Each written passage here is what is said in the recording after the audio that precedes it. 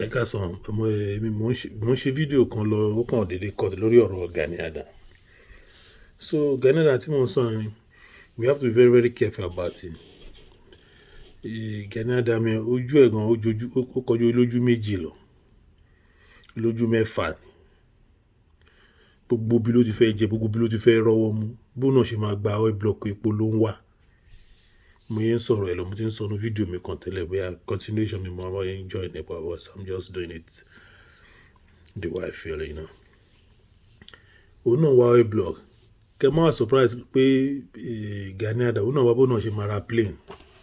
Kó náà ní private jet tó náà ń wá tó náà ń lé kiri nìyẹn Gani Adams tẹ̀ ń wọ̀ yẹn. Kó tó náà ń lé kiri nìyẹn. Ó fẹ́ wà on the top lójú ara, ó fẹ́ wà relevant láyé àtọ̀run. Kò dẹ̀ mẹ́rin pé Ọlọ́run ló ń gbéyàn débẹ̀. Mo kàn fẹ́ fi sample hàn Gani Adams. Níjọ́ tó ti ń jẹ́ Gani Adams tó ti fẹ́ jẹ́ Ààrẹ Ọ̀nà Kakanfò rọ̀.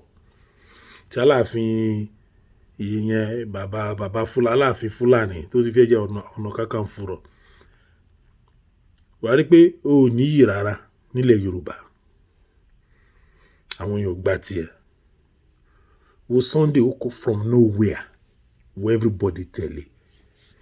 Kíní ẹ̀yin jẹ́ kàyéfì fún èdè ní ilé mi. Kàyéfì dẹ̀ ló máa jẹ́ fún títí tó máa fi kú dànù.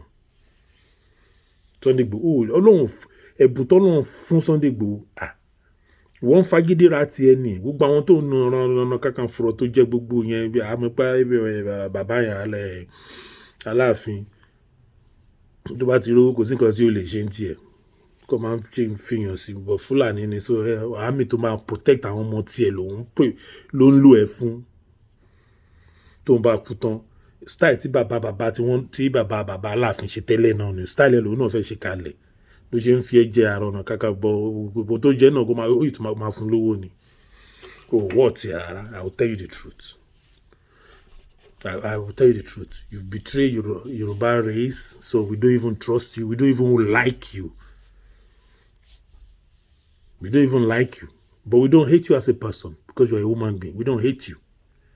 That's the point. That's a big difference. We don't hate you, but we don't like you as a person. We don't like you in that position. We don't want you in that position. That's Ọ̀nà Kakanfò. And that Ọ̀nà Kakanfò, I'll tell you the truth. Àwọn Ọ̀yọ́ nìkan ló fi ń jẹ, which is true. You are not Ààrẹ Ọ̀nà Kakanfò of Yoruba land. Yoruba land.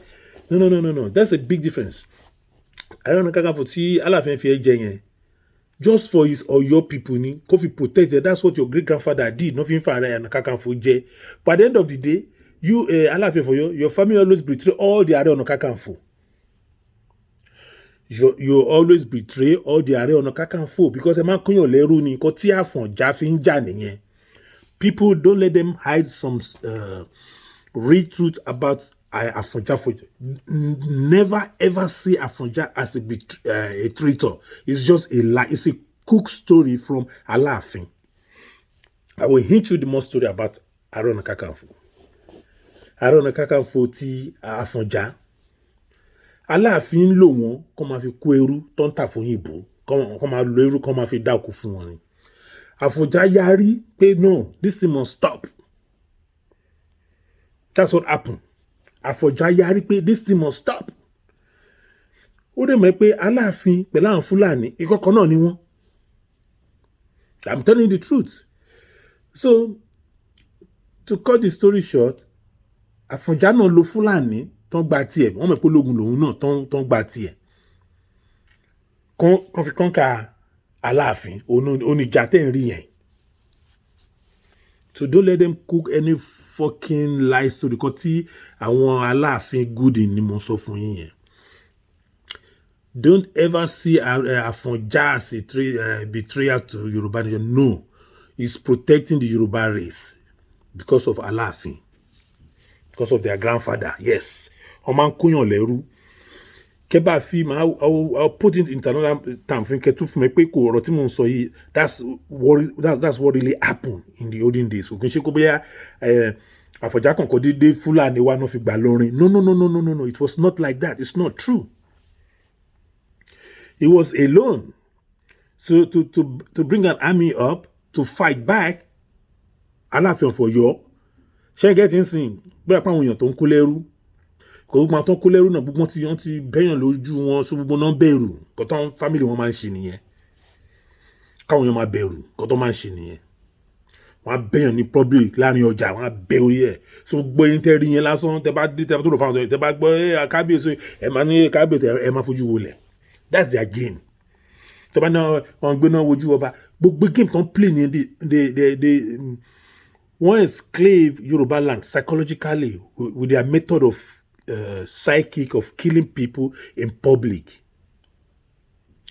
Wọ́n náà yẹn wọ́n bá fojú dé ọba wa nǹkan tó máa ń ṣe nìyẹn. System tó fi suppress àwọn èèyàn down nìyẹn, àwọn aláàfin, àwọn ọba, nǹkan tó fi ṣe system wọn ni. That's their system of governing.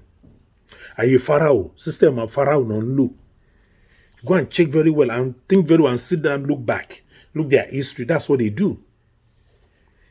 Ààrẹ Ọ̀nà Kakanfò wá fẹ́ stop kìíní yẹn, ibi tí wàhálà ti bẹ̀rẹ̀ nìyẹn.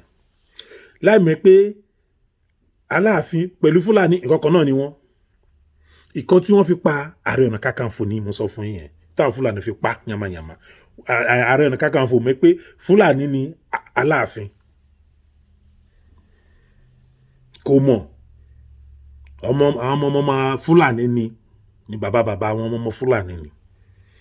Òun náà fi orí Ọ̀nà Kakanfò pa sí, náà fi tọ́pa jákujàku sí Ìlọrin. Láì mọ̀ pé Fúlàní l'Aláàfin, nǹkan tó fi pa Àfọ̀njá nìyẹn. Àwọn Aláàfin máa ń lo àwọn Ààrẹ Ọ̀nà Kakanfò, wọ́n máa fi ń suppress àwọn èèyàn, kí wọ́n máa fi ń kó ẹrù kiri ní iṣẹ́ wọn nìyẹn. Iṣẹ́ àwọn Aláàfin ṣe nìyẹn. So tẹ́ bá dẹ̀ tún wò in the other direction, tẹ́ bá rí ẹni tó ń pè ní tó máa kó ẹrú ṣe rí Ìbàdàn yìí, mo sọ sórí Ìbàdàn yẹn rí. Àwọn ẹrú táwọn máa ń kó tó máa lọ ń tà, òun náà fi jẹ́ Ìbàdàn ẹ̀bá ọ̀nà ni.